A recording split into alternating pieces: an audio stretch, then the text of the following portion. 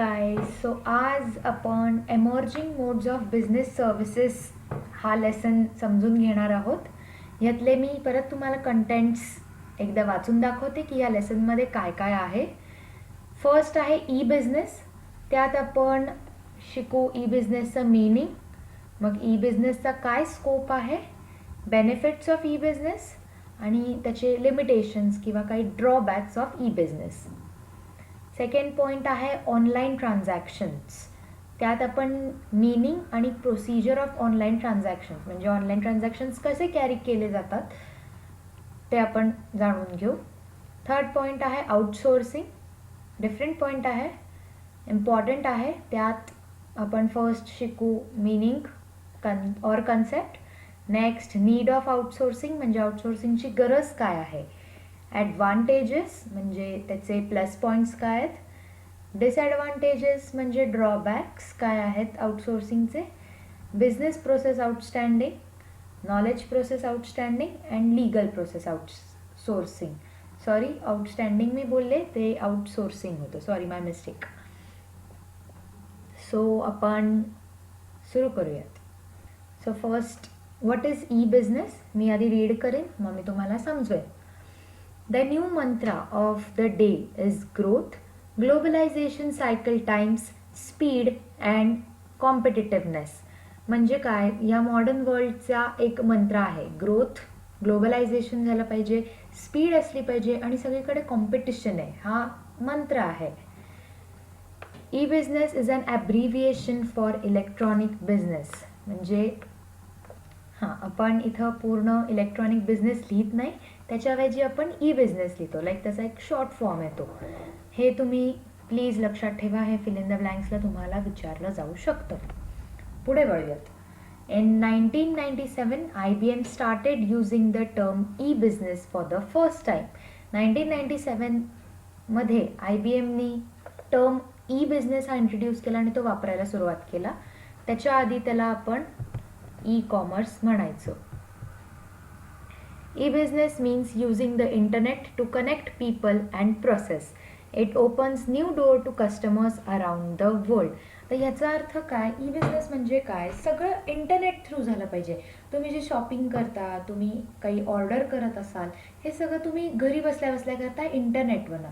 प्रत्येक वेळेस तुम्हाला जायची गरज पडत नाही. आता ई बिझनेसमुळे हे सगळं सोपं झालं आहे. घरी बसला एक इंटरनेट थ्रू काही पण ऑर्डर करा, नाहीतर शॉपिंग करा, सगळं इझियर झालं आहे. आता तुम्हाला स्पेसिफिकली बाहेर पडायची काही गरजच पडत नाही आता. E business establishes more closer and responsive relationship with partners, employees and suppliers. म्हणजे ते एक अजून क्लोज रिलेशन क्रिएट करतं आपल्या सप्लायर्ससोबत, एम्प्लॉईजसोबत किंवा पार्टनर्ससोबत. It connects, adapts and integrates IT system so companies are able to manage their business efficiently. ह्या सगळं IT वर हे असतं. आपल्याला IT सिस्टमशी आपल्याला हे इंट्रोड्यूस करून देतं आणि त्याच्या थ्रूच सगळं आपलं हे ई बिझनेस हा रन केला जातो. म्हणून मग आपल्या ज्या कंपनीज असतात किंवा ज्या बिझनेस कंपनीज आहेत त्या खूप एफिशियंटली चालतात किंवा एफिशियंटली रन करतात. Through the internet, it is possible to invent new and innovative ways to add value to existing products and services without necessarily spending a lot of money. आता याचा अर्थ काय, हे ई बिझनेस आल्यामुळे तुम्हाला बाहेर जायची काही गरज पडत नाही. आधी कसं व्हायचं की काहीतरी आणायचं असेल, बाहेर जावा, मग त्याच्यासाठी तुमचा ट्रान्सपोर्टेशन कॉस्ट पण यायचा. गाडीने गेलं की पेट्रोलचा खर्च, बसनी गेले की बसचा खर्च, टॅक्सी वगैरे हे सगळे तुम्हाला ट्रान्सपोर्टेशन कॉस्ट पडायची. पण आता तसं काहीच नाही आहे. आता तुम्ही घरी बसल्या बसल्या जस्ट इंटरनेट थ्रू सगळी तुमची कामं करू शकता. लाईक बिलं भरू शकता, शॉपिंग करू शकता, काही ऑर्डर करू शकता. आणि अजून बिझनेसमॅनसाठी याचा उपयोग होतो. त्यांना नवीन नवीन आयडियाज, इनोव्हेटिव्ह आयडियाज त्यांच्या तिथं अप्लाय करता येतात. लाईक तुम्ही ऑफर्स असतात, डिस्काउंट्स असतात. ह्या सगळ्यामुळे माणसं काय करतात, जास्त ई बिझनेस थ्रू किंवा इंटरनेट थ्रू परचेस करतात. सो त्यांना प्रॉफिट्स होतात आणि त्यांचा बिझनेस खूप चांगल्या पद्धतीने चालतो. Electronic business refers to the use of web, internet, intranets, extranets or some combination thereof to conduct business. E-business is not a technical change, it is a fundamental change in the way of business be done, aided, supported and enabled by technology. तो काही technical change नाही आहे, तो फक्त एक just आपल्या बिझनेसला एक support system आहे. म्हणजे कसं, माझं शॉप आहे आता, मी तिथे रोज जाऊन बसते, तिथे माझा जो सेल होतो तो होतोच. त्याच्या व्यतिरिक्त इंटरनेटमुळे, ई बिझनेसमुळे माझा अजून एका साईडला या थ्रू इंटरनेट पण माझा सेल होतोय. म्हणजे मी इंटरनेट थ्रू पण माझे प्रोडक्ट्स विकू शकते, प्लस मी तिथे शॉपवर बसून पण माझे प्रोडक्ट्स माझे विकले जात आहेत. अशा पद्धतीने दोन्ही या पद्धतीने माझा सेल होतोय, मला प्रॉफिट होतोय. पुढं, the internet and the web support together provide opportunities in selling, customer relationship, products or service design, user support, geographic expansion, logistic and supply chain integration. There is nothing but business on internet. Technology is moving fast to make things possible tomorrow which seems impossible today. आता आपण मीनिंगकडे वळूयात. आता परत मी तसंच वाचेन आणि मग मी तुम्हाला नीट त्याचा अर्थ समजवते. सो फर्स्ट आहे meaning. The term e-business, that is electronic business, is derived from the terms email and e-commerce. हेही तुम्हाला विचारलं जाऊ शकतं. सो हे लक्षात ठेवा की e-business कुठून डिराईव्ह झालाय. आन्सर आहे ईमेल और e-commerce. E-business or electronic business is the administration of conducting business via internet. याचा अर्थ e-business म्हणजे बिझनेस इंटरनेट थ्रू कंडक्ट करणे. This would include the buying and selling of goods and services along with providing technical or customer support through internet. The concept of e-business emerged when IBM coined the term in late 90s. The purpose was to provide buyers a platform on the internet to buy and sell goods. Main IBMचा purpose असा होता की कस्टमर्सना internet through पण goods विकता आले पाहिजेत किंवा विकत घेता पण आले पाहिजेत, म्हणून हा टर्म इंट्रोड्यूस झाला. Some people use the term e business and e commerce interchangeably but they are not synonymous. E-commerce refers to buying and selling online, while e-business encompasses all business conducted online. E-commerce is a branch of e-business. याचा अर्थ काय, e commerce म्हणजे नुसतं goods by करणे आणि sale करणे online, पण e business म्हणजे कम्प्लीट बिझनेस, तुमचा जो complete entire business internet through conduct करणे, म्हणून असं म्हणतात e commerce is a branch of e business. Next आहे scope of e business. The scope of e-business is not restricted to only online shopping. It also includes online stock, transactions and use of software. म्हणजे फक्त काय online shopping करणं म्हणजे e business झाला नाही. Online stock विकत घेणे किंवा ट्रान्झॅक्शन्स कॅरी आउट करणे, सॉफ्टवेअरचा यूज करणे, याचा सगळ्याचा एकत्र मिळून हे ई बिझनेस आहे. स्कोप ई बिझनेसचा खूप वास्ट आहे. In India, till now, e-business is managed through traditional methods.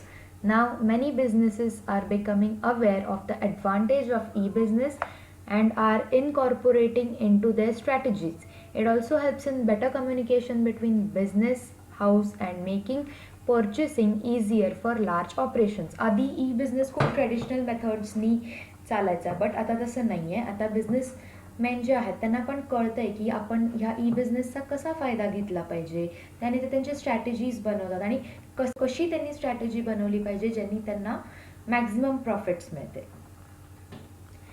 We have mentioned about that the scope of e business is quite vast. Almost all types of business functions such as production, finance, marketing and personal administration as well as managerial activities like planning, organizing and controlling can be carried out over computer networks. The other way of looking at the scope of e-business is to examine in terms of people or parties involved in electronic transactions. Various business and payment apps popularly used in e-business transactions are PhonePe, Google pay, Swiggy, Ola etcetera. याचा अर्थ आपण आता मगाशीच ते म्हणले की E बिझनेसचा scope खूप vast आहे. इथं सगळं केलं जातं. मॅनेजरियल ॲक्टिव्हिटीज लाईक प्लॅनिंग करणं असतं, ऑर्गनायझिंग असतं, कंट्रोल करावं लागतं. त्यानंतर तुम्हाला इवन प्रोडक्शन, तुमचा फायनान्स कसा हे करायचं आहे किंवा मार्केटिंग कसं करायचं आहे हे त्यात सगळं त्यात कवर होतं आणि सगळं बघावं लागतं. तसंच दुसरा अजून एक वे आहे ई बिझनेसच्या स्कोपकडला टेस्ट करण्याचा किंवा एक्झामिन करण्याचा इन टर्म्स ऑफ पीपल. लोकांथ्रू किंवा पार्टीज थ्रू आपण त्यांना एक्झामिन करू शकतो. आपण ते बघू पुढे काय आहे. आणि त्यांनी काही एक्झाम्पल्स दिलेत ज्यांनी ई बिझनेस ट्रान्झॅक्शन्स किंवा त्याचे पेमेंट्स केले जातात. तुम्हाला पण ते माहिती आहेत. फोनपे आहे, गुगल पे, स्विगी, ओला एक्सेट्रा, खूप आहेत असे. Viewed from this perspective, a firm, electronic transactions and networks can be visualized as extending into 6 directions as follows. Like कोणत्या कोणत्या पर्स्पेक्टिव्हने आपण बघू शकतो हे त्यांनी दिलेलं आहे. फर्स्ट आहे business to business, then business to consumer, then consumer to business, consumer to consumer, business to administration and consumer to administration. First आहे business to business. In this form, the buyer and the seller are both business entities and do not involve individual consumers. Here, both are the parties involved in e-commerce transactions are business firms and hence the name business to business, that is business to business त्यांनी तिथे दिले. Transactions between business firms come under this category. Business firms interact with each other for a variety of services. These include supplying ancillary parts, components to manufacturers, providing value-added services like catering and also providing manpower. आता याचा अर्थ साध्या simple लँग्वेजमध्ये सांगायचं झालं तर business to business म्हणजे काय. इथं दोन बिझनेस फर्म्स किंवा बिझनेस फर्म्स एकमेकांशी इंटरॅक्ट करतात. इथे कन्झ्युमरचा असा काही रोल नसतो, इंडिव्हिज्युअल कन्झ्युमरचा रोल नसतो. बिझनेस फर्म्स हे दोन्ही एकामेकांसोबत इंटरॅक्ट करतात. असे आपण बरेच एक्झाम्पल्स आपल्या डेली लाईफमध्ये बघू. मी तुम्हाला काही त्याचे एक्झाम्पल्स देते की आता MTNL ब्रॉडबँड सर्व्हिसेस आहेत ते इंटरनेट एका बिझनेस फर्मला प्रोव्हाइड करतात. किंवा हिरो स्कूटर्स कुणाचे टायर्स वापरतात, MRFचे टायर्स वापरतात. ह्यात कसे एक बिझनेस फर्म दुसऱ्या बिझनेस फर्मशी इंटरॅक्ट करतो. ह्यात इंडिव्हिज्युअल कन्झ्युमरचा अशी काही इन्व्हॉल्वमेंट नसते. म्हणून बिझनेस टू बिझनेसचा अर्थ की दोन बिझनेस कंपनीज व दोन बिझनेस फर्म्स एकत्र येतात. नेक्स्ट आहे consumer to consumer. It facilitates the online transactions of goods or services between two people. Consumer to consumer involves the electronically facilitated transactions between consumers through some third party. A common consumer posts an item for sale or other consumers bid to purchase it. The sites are only intermediaries just to match the consumers. The internet allows a lot of space for consumer groups to be formed. These forums are very interactive. Redressal of complaints is also possible through such groups. For example, eBay, OLX, Quikr, etc. ह्यात हे transaction असं आहे की जिथे consumer विकतो किंवा purchase करतो goods दुसऱ्या कंझ्युमरकडनं. The consumer who wants to sell any goods can list their goods on a e-commerce website. म्हणजे ज्याला सपोज मला माझ्या घरातला फ्रीज विकायचा असेल तर मी त्या फ्रीजचे फोटो वगैरे काढून त्याची सगळी प्रॉपर इन्फॉर्मेशन भरून एका ई-कॉमर्स वेबसाईटवर अपलोड करेल. सगळी डिटेल्स आणि terms conditions regarding that product त्या वेबसाईटवर डिस्प्ले केल्या जातात. आणि ज्या कस्टमरला किंवा ज्याला कुणाला पण किंवा काही कस्टमर्सना ती परचेस करायची असेल ते त्या वेबसाईट थ्रू ब्राउज करतील आणि त्यांना ते सिलेक्ट करतील. मग त्या आपला तो फ्रीज सिलेक्ट करतील.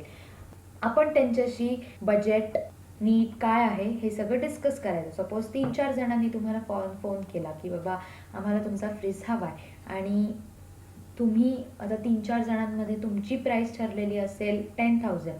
त्यातले 3-4 जणांमधले एक जरी तयार झाला तर तुम्ही त्याला हे करायचं जो तुमच्या बजेटनुसार ते परचेस करायला रेडी होईल, तुम्ही त्याला तुमचा प्रोडक्ट सेल करू शकाल. द पेमेंट, ह्या अशा गुड्सची पेमेंट ऑनलाईन पण केली जाते. एक्झाम्पल मी तुम्हाला मगाशीच दिली, क्विकर आहे, OLX आहे, eBay आहे, अजून बऱ्याच असतील. ओके, नेक्स्ट आहे बिझनेस टू आता business to administration. This part of e-commerce encompasses all transactions conducted online between business and public administration. म्हणजे बिझनेस आणि गव्हर्नमेंटशी रिलेटेड या ट्रान्झॅक्शन्स होतात. For example registration of companies, इथं इन्व्हॉल्वमेंट असते बिझनेस आणि पब्लिक ॲडमिनिस्ट्रेशनची. Payment of taxes, getting permits etcetera. Last, consumer to administration. The consumer to administration model encompasses all electronic transactions conducted between individuals and public administration. म्हणजे एखादा individual किंवा एखादा consumer आणि गव्हर्नमेंटशी रिलेटेड यात ट्रान्झॅक्शन्स कंडक्ट केले जातात. For example getting passport, Aadhaar card, licences etcetera. ह्या सिलेबसमध्ये तुम्हाला 3 टाईप्स जास्त इंट्रोड्यूस केले गेलेले आहेत, बट आय एम शुअर ते खूप इझी आहेत. ते कोणते 3 टाईप्स आहेत मी तुम्हाला फक्त सांगते एकदा. सो लास्ट इयरच्या सिलेबसमध्ये 3च टाईप्स होते. First is business to business, त्यानंतर बिझनेस टू कन्झ्युमर जो आहे सेकंड, आणि थर्ड होता कन्झ्युमर टू कन्झ्युमर. आता तुम्हाला 3 एक्स्ट्रा ॲड केले आहेत, बट आय होप तुम्हाला त्याचे एक्सप्लेनेशन्स पण नीट समजले असतील. जर नाही समजले तर तुम्ही कमेंट सेक्शनमध्ये प्लीज मला तसं सांगा, म्हणजे मी तुम्हाला स्पेसिफिकली नीट ते एक्सप्लेन करू शकेन. माय नेक्स्ट व्हिडिओमध्ये आपण बेनिफिट्स ऑफ ई बिझनेस, त्यानंतर आउटसोर्सिंग काय, त्याचे advantages, disadvantages, online transaction method, हे सगळे जाणून घेऊयात. आणि जर तुम्हाला माझा व्हिडिओ आवडत असेल तर प्लीज लाईक बटन दाबा, शेअर करा व्हिडिओ, सबस्क्राईब करा आणि कमेंट पण करा. थँक्यू.